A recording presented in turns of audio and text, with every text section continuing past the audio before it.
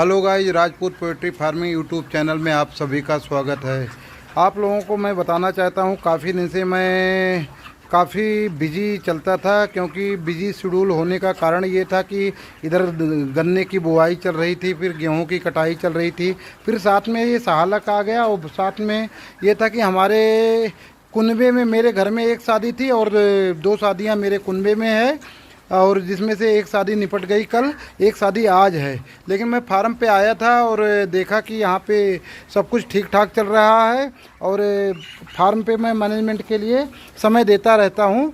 बीच बीच में दोनों जगह देखना होता कि शादी भी अटेंड करनी पड़ती है और ये फार्म भी देखना पड़ता है, क्योंकि सबसे पहले मेरा मुख्य व्यवसाय फार्म है। मैं सभी अपने फार्मर भाई से ये कहना चाहता हूँ कि जो अपने फार्म पे गर्मी के समय मैनेजमेंट का विशेष ध्यान दें, क्योंकि बीच में मेरे यहाँ थोड़ी सी दिक्कत आ गई थी, 3-4 दिन मोर्टालिटी बढ़ गई थी। उसका कारण था कि मैं ट्रांसफ़र फीड 80 बैग खिलाया था, उसमें टॉक्सी की प्रॉब्लम आ गई थी। वो होली के पहले का प्रोडक्शन था, लेकिन मैंने कहा किसी न किसी को खिलाना होगा, तो मेरा बर्ड सही चल रहे थे, तो मैंने कहा कि मैं खुद ही खिला देता हूं।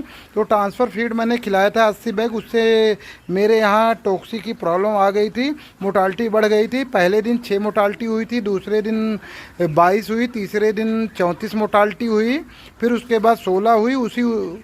इसी इतने 3-4 दिन के अंदर में मैंने मतलब बीमारी आई भी और हमने कंट्रोल भी उसको कर लिया। कंट्रोल करने के बाद मोर्टालिटी, क्योंकि रेडी बर्ड हैं, आज 36वां दिन है, लगभग 2100 ग्राम के आसपास है। 10-20 ग्राम ज़्यादा भी हो सकते हैं, 10-20 ग्राम कम भी हो सकते हैं। तो आप लोगों को मैं ये बताना चाहता हूँ कि कंट्रोल हो गया है, मोर्टालिटी हमारी कंट्रोल हो गई है। लगभग 80 से 85 मोर्टालिटी मेरी नाजायज़ हुई है। हाँ, टोटल मोर्टालिटी 260 के आसपास हो गई है, और बॉडी वेट भी ठीक चल रहा है गर्मी के अपेक्षा से, क्योंकि मैंने साइड का जो पर्दा है वो काटन का पर्दा लगाया है, आजमगढ़ के बरनवाल जी के यहाँ से मंगवा के लगवाया है, और बहुत अच्छा कूलिंग कर रहा है। जैसे कि इस समय मेरे यहाँ लगभग ये मान चलिए 4 साढ़े 4 बज रहा है, और बाहर जो टेम्परेचर है वो 39 डिग्री है सेल्सियस है। लेकिन मेरे फार्म के अंदर में आप लोग देखेंगे कि साइड से पर्दा पूरा गीला है, पर्दा भींगा हुआ है, और एक भी पंखा मैं नहीं चला रहा हूँ, एक भी पंखा नहीं चला रहा हूँ। और मेरे यहाँ का जो टेम्परेचर है, ये टेम्परेचर आप लोगों को खुद देख लीजिए, आप लोगों को मैं दिखा रहा हूँ, क्योंकि अभी आप हमारे ग्रुप पे ही एक ने कहा कि ये जो काटन का पर्दा है ये कूलिंग कम कर रहा है जूट के पर्दे की अपेक्षा। लेकिन मैंने आप लोगों को सामने लाइव दिखाना चाहता हूं, और इसीलिए मैं वीडियो बना रहा हूं। कि व्यस्त बहुत था, लेकिन वीडियो बना दिया, क्योंकि किसी को गलत ठहराने से पहले खुद उसके ऊपर R&D करने के बाद तब किसी को गलत ठहराया जाना चाहिए। किसी का भी प्रोडक्ट हो, XYZ किसी का भी, और हमने खूब R&D करने के बाद फिर इस पर्दे को अपने फार्मर भाई के लिए अच्छी क्वालिटी का, ज़्यादा टिकाऊ और सस्ते में हमने बरनवाल जी से एग्रीमेंट कराया था। उसके बाद नहीं तो आज के टाइम पे यही पर्दा कहीं भी मार्केट में आप लेने जाओगे 60 से 65 रुपये से नीचे नहीं मिलेगा। लेकिन बरनवाल जी ने मेरे कहने से फार्मरों के हित के लिए एक रेट रखा है, जो रेट आप लोगों को सबको पता है। आप लोग देख सकते हैं, पूरा पर्दा मैंने लगाया है पूरे फार्म में, और बहुत अच्छी कूलिंग कर रहा है, भीग रहा है। या तो जो फार्मर भाई हमारे शिकायत किए हैं, या तो उनको लगाने का तरीका नहीं पता है, या तो वो अंदर में कहीं फार्म के अंदर में फ़ैन चलाते होंगे। उसका कारण क्या है कि जब अंदर फ़ैन आप चलाओगे तो अंदर की हवा जो है, फ़ैन की हवा वो अपना दबाव बना के रखेगा, बाहर की हवा अंदर नहीं आने देगा। तो उस कंडीशन में आपके यहाँ कूलिंग बहुत कम होगी।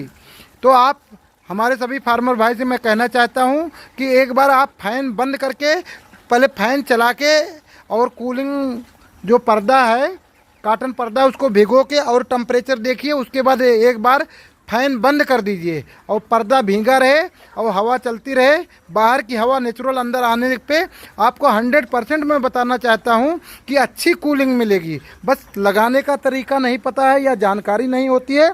मैं किसी को छोटा नहीं दिखाना चाहता हूं, लेकिन ये टेक्निकल बातें हैं, इसके लिए इसलिए मैं आप लोगों को बताना चाहता हूं। और हो सकता है कल परसों में मेरी लिफ्टिंग होगी तो मैं आप लोगों को बताना चाहूँगा। अभी हमारा FCR भी लगभग ठीक चल रहा है। हाँ, लेकिन लिफ्टिंग होने के बाद फाइनल वो रिजल्ट होगा। मैं जीसी भी डालूंगा, आईबी की जीसी अब की आएगी, जो भी होगी अच्छा बुरा वो डालूंगा।